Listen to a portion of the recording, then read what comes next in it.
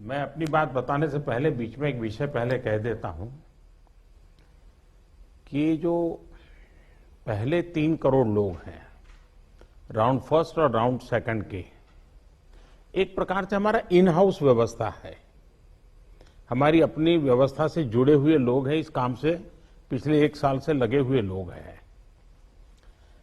हमें public awareness वगैरह करते ही रहना पड़ेगा, लेकिन मैक्सिमम जो पब्लिक अवेयरनेस है ये पहला और दूसरा राउंड पूरा होने के बाद जरूरी हो जाएगा, जबकि हम 3 करोड़ पूरा कर लेंगे। दूसरा विषय आएगा, ये मेरा व्यक्तिगत सुझाव है, इसको अन्यथा न ले कोई। पहला फ्रंटलाइन वर्कर्स है, कोरोना वॉरियर्स है, सेकंड फ्रंटलाइन वर्कर्स है। हम जो जनप्रतिनिधि हैं वो इस कैटेगरी में नहीं।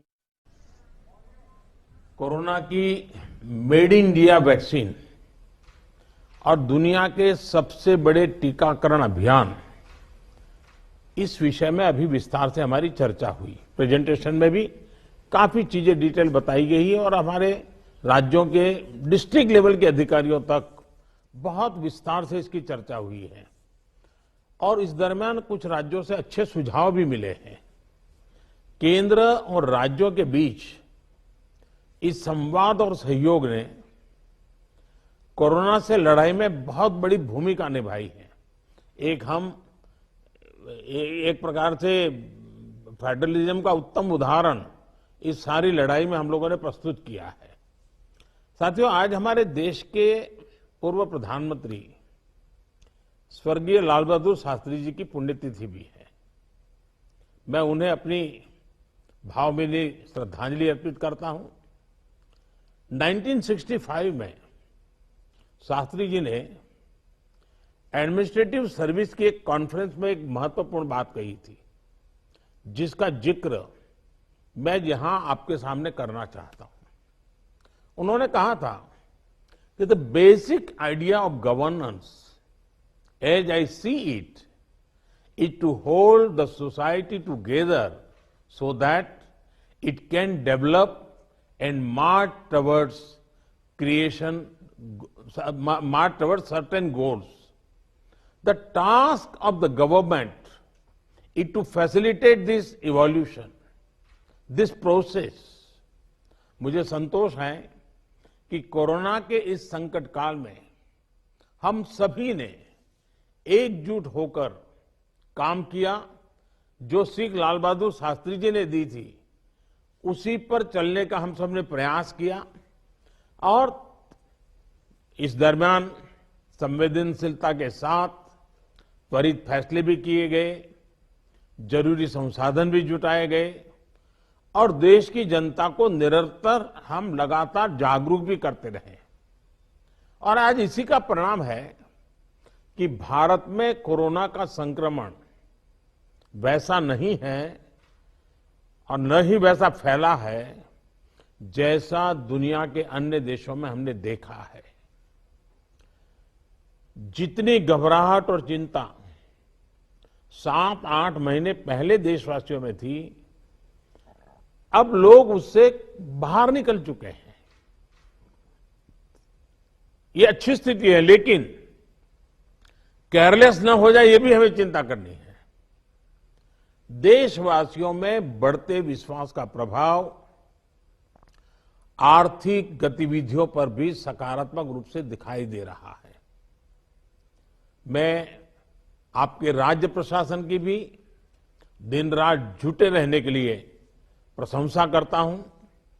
साथियों, अब हमारा देश कोरोना के खिलाफ लड़ाई में एक निर्णायक चरण में प्रवेश कर रहा है। ये चरण है वैक्सीनेशन का। जैसे यहां जिक्र हुआ, 16 जनवरी से हम दुनिया का सबसे बड़ा टीकाकरण अभियान शुरू कर रहे हैं। ये हम सभी के लिए गौरव की बात है कि जिन 2 वैक्सीन को इमरजेंसी यूज ऑथराइजेशन दिया गया है वो दोनों ही मेड इन इंडिया है। इतना ही नहीं, 4 और वैक्सीन प्रोग्रेस में है। और ये जो मैं करीब 60-70% काम पहले राउंड का होने के बाद बैठने की चर्चा इसलिए करता हूं कि उसके बाद और वैक्सीन भी आ जाएगी, और जब और वैक्सीन आ जाएगी तो हमें फ्यूचर का प्लान करने में वो भी एक बहुत बड़ी सुविधा रहेगी। और इसलिए सेकंड पार्ट इसका जो है, जो हम 50 से ऊपर वालों के लिए जाने वाले हैं, तब तक शायद हमारे पास और भी कुछ वैक्सीन आने की संभावनाएं हैं। साथियों, देशवासियों को एक प्रभावी वैक्सीन देने के लिए हमारे एक्सपर्ट्स ने हर प्रकार की सावधानियां बरती हैं, और अभी साइंटिफिक कम्युनिटी की तरफ से विस्तार से हमें बताया भी गया है। और आपको मालूम होगा, मैं इस विषय में जब भी मुख्यमंत्रियों के साथ बात हुई, मैंने हमेशा एक ही जवाब दिया था कि इस विषय में हम जो भी निर्णय करना होगा वो साइंटिफिक कम्युनिटी जो कहेगी वो ही हम करेंगे। साइंटिफिक कम्युनिटी को ही हम फाइनल वर्ड मानेंगे, और हम उसी प्रकार चलते रहे हैं। कई लोग कहते थे, देखिए दुनिया में वैक्सीन आ गई, भारत क्या कर रहा है, भारत सो रहा है, इतने लाख हो गया, इतना हो गया, भारत कुछ, ऐसी भी चिल्लाहट हुई। लेकिन फिर भी हमारा मत था कि ये साइंटिफिक कम्युनिटी और जो इसके लिए जिम्मेवार लोग हैं उनकी तरफ से जब आएगा तभी हमारे लिए उचित होगा, और हम उसी दिशा में चले हैं। बड़ी बात जो मैं दोहराना चाहता हूं कि हमारी दोनों वैक्सीन दुनिया की दूसरी वैक्सीन से ज्यादा कॉस्ट इफेक्टिव है।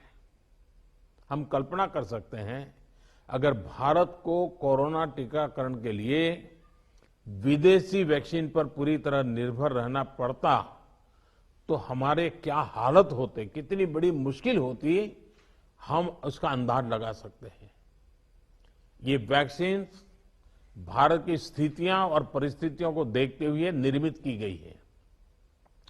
भारत के टीकाकरण का जो अनुभव है, जो दूर सुदूर क्षेत्रों तक पहुंचने की व्यवस्थाएं हैं, वो कोरोना वैक्सीनेशन कार्यक्रम में बहुत उपयोगी सिद्ध होने वाली है। साथियों, आप सभी राज्यों के साथ सलाह मशवरा करके ही ये तय किया गया है कि टीकाकरण अभियान की शुरुआत में किसे प्राथमिकता दी जाएगी। हमारी कोशिश सबसे पहले उन लोगों तक कोरोना वैक्सीन पहुंचाने की है जो देशवासियों की स्वास्थ्य सुरक्षा में जुटे हुए हैं, जो हमारे हेल्थ वर्कर्स हैं, सरकारी हो या प्राइवेट, पहले उनको टीका लगाया जाएगा। इसके साथ साथ हमारे जो सफाई कर्मचारी हैं, दूसरे फ्रंटलाइन वर्कर्स हैं, सैन्य बल है, पुलिस और केंद्रीय बल हैं, होमगार्ड है, डिजास्टर मैनेजमेंट वॉलेंटियर समेत तमाम सिविल डिफेंस के जवान हैं, कंटेनमेंट और सर्वेलेंस से जुड़े रेवेन्यू कर्मचारी हैं, ऐसे साथियों को भी पहले चरणों में टीका लगाया जा रहा है। देश के अलग अलग राज्यों के हेल्थ वर्कर्स, फ्रंटलाइन वर्कर्स की संख्या देखें तो एक करीब करीब 3 करोड़ होती है। ये तय किया गया है कि पहले चरण में इन 3 करोड़ लोगों को वैक्सीन देने के लिए जो खर्च होगा वो राज्य सरकारों को वहन नहीं करना है, भारत सरकार इसको वहन करेगी। साथियों, वैक्सीनेशन के दूसरे चरण में, वैसे एक प्रकार से वो तीसरा चरण हो जाएगा, लेकिन हम अगर इन 3 करोड़ को एक माने तो दूसरा चरण 50 वर्ष से ऊपर के सभी लोगों को और 50 वर्ष से नीचे के उन बीमार लोगों को जिनको संक्रमण का सबसे ज्यादा खतरा है, उनको टीका लगाया जाएगा। आप सभी परिचित हैं कि बीते कुछ हफ्तों में जरूरी इंफ्रास्ट्रक्चर से लेकर लॉजिस्टिक तक की तैयारियां सभी राज्यों और केंद्र शासित प्रदेशों के साथ विचार विमर्श करके, लगातार मीटिंगें करके, मॉड्यूल्स बना करके इसको पूरा किया गया है। देश के लगभग हर जिले में ड्राई रन्स भी पूरे हो चुके हैं। इतने बड़े देश में सभी जिलों में ड्राई रन्स हो जाना, ये भी अपने आप में हमारी काफी बड़ी कैपेबिलिटी को दिखाता है। हमारी जो नई तैयारियां हैं, जो कोविड के एसओपीज हैं, उनको अब हमें अपने पुराने अनुभवों के साथ जोड़ना है।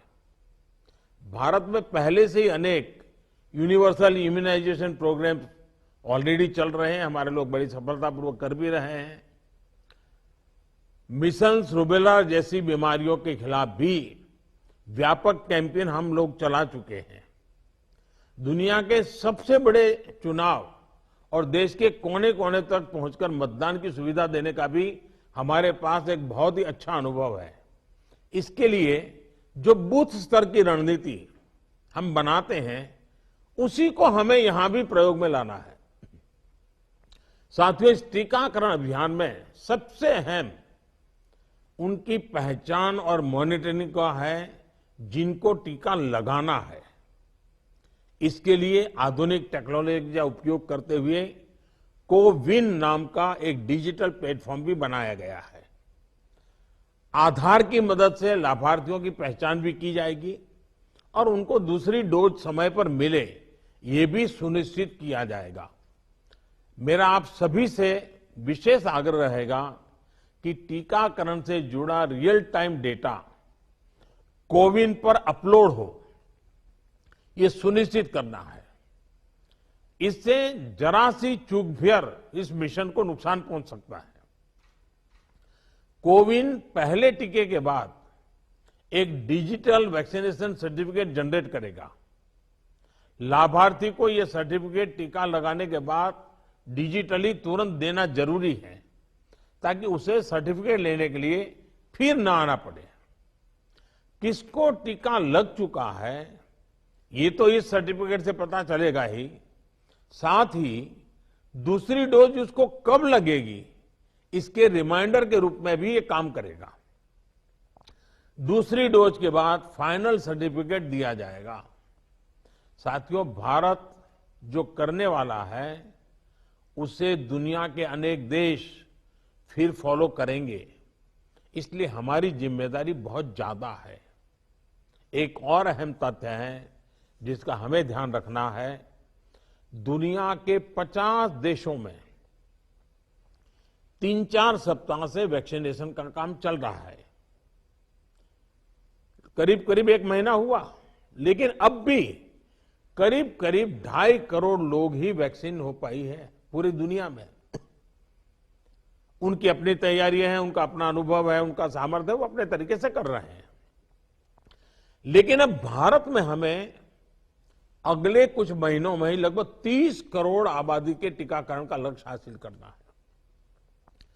इस चुनौती का पूर्वानुमान लगाते हुए ही बीते महीनों में भारत ने बहुत व्यापक तैयारियां की हैं। कोरोना की वैक्सीन से अगर किसी को कुछ असहजता होती है, तो उसके लिए भी जरूरी प्रबंध किए गए हैं। यूनिवर्सल इम्यूनाइजेशन प्रोग्राम में पहले से ही इसके लिए एक मैकेनिज्म हमारे पास रहता है। कोरोना टीकाकरण के लिए इसको और मजबूत किया गया है। साथियों, वैक्सीन और टीकाकरण की इन बातों के बीच हमें ये भी याद रखना है कि कोविड से जुड़े जो प्रोटोकॉल हम फॉलो करते आ रहे हैं, उनको इस पूरी प्रक्रिया के दरमियान भी बनाए रखना है। थोड़ा सा भी लूजनेस नुकसान कर सकता है। और यही नहीं, जिनको टीका लगाया जा रहा है, वो भी संक्रमण को रोकने के लिए जो सावधानियां हम लेते रहे हैं, उनको फॉलो करते रहे। ये सुनिश्चित करना ही होगा।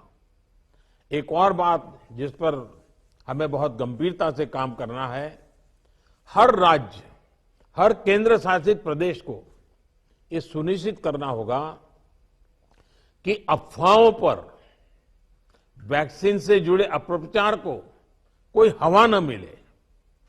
इफ्स और बट्स से बात नहीं होनी चाहिए।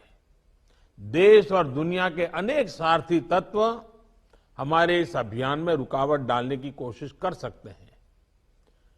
कॉरपोरेट कंपटीशन भी इसमें आ सकती है। कंट्री का प्राइड के नाम से भी आ सकता है। बहुत सी चीजें हो सकती हैं। ऐसी हर कोशिश को देश के हर नागरिक तक सही जानकारी पहुंचाकर हमें नाकाम करना है।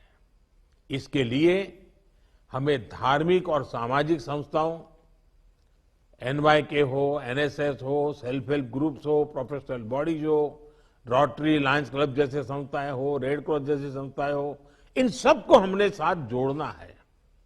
जो हमारी रूटीन स्वास्थ्य सेवा है, जो दूसरे टीकाकरण अभियान, वो भी ठीक से चलते रहें, इसका भी हमने ध्यान रखना है। क्योंकि हमें मालूम है कि हम 16 को शुरू कर रहे हैं, लेकिन हमारी 17 को एक रूटीन वैक्सीन का भी डेट है। तो इसलिए हमारा जो रूटीन वैक्सीन का काम चलता है, वो भी कहीं डैमेज नहीं होना चाहिए। आखिरी में एक और गंभीर विषय के बारे में आपसे जरूर बात करना चाहता हूं। देश के 9 राज्यों में बर्ड फ्लू की पुष्टि हुई है। ये राज्य हैं केरला, राजस्थान, हिमाचल प्रदेश, गुजरात, हरियाणा, उत्तर प्रदेश, मध्य प्रदेश, दिल्ली और महाराष्ट्र। बर्ड फ्लू से निपटने के लिए पशुपालन मंत्रालय द्वारा कार्य योजना बनाई गई है, जिसका तत्परता से पालन आवश्यक है। इसमें डिस्ट्रिक्ट मजिस्ट्रेट की भी बड़ी भूमिका है। मेरा आग्रह है कि प्रभावित राज्यों के मुख्यमंत्री साथी भी मुख्य सचिवों के माध्यम से सभी डिस्ट्रिक्ट मजिस्ट्रेट का मार्गदर्शन करें। जिन राज्यों में अभी बर्ड फ्लू नहीं पहुंचा है, वहां की राज्य सरकारों को भी पूरी तरह सतर्क रहना होगा। हमें सभी राज्यों, स्थानीय प्रशासन को वाटर बॉडीज के आसपास, पक्षी बाजारों में, जू में, पोल्ट्री फार्म इत्यादि पर निरंतर निगरानी रखनी है, ताकि पक्षियों के बीमार होने की जानकारी प्राथमिकता पर मिले। बर्ड फ्लू की जांच के लिए जो लेबोरेटरीज हैं, वहां समय पर सैंपल भेजने सही स्थिति का जल्दी पता लगेगा और स्थानीय प्रशासन भी उतनी ही तेजी से कार्रवाई कर पाएगा। वन विभाग हो, स्वास्थ्य विभाग, पशुपालन विभाग के बीच जितना अधिक कोऑर्डिनेशन होगा, उतनी ही तेजी से हम बर्ड फ्लू के नियंत्रण में सफल होंगे। बर्ड फ्लू को लेकर लोगों में अफवाहें न फैलें, इसे भी हमें देखना होगा। मुझे पूरा विश्वास है कि हमारे एकजुट प्रयास हर चुनौती से देश को बाहर निकालेगा। मैं फिर एक बार आप सबका बहुत आभारी हूं और 60% काम होने के बाद हम दोबारा एक बार बैठ करके रिव्यू करेंगे। उस समय जरा विस्तार से भी बात करेंगे और तब तक कुछ नई वैक्सीन आ जाए तो उसको भी हम संज्ञान में लेकर के आगे की अपनी रणनीति बनाएंगे। बहुत बहुत धन्यवाद आप सबका।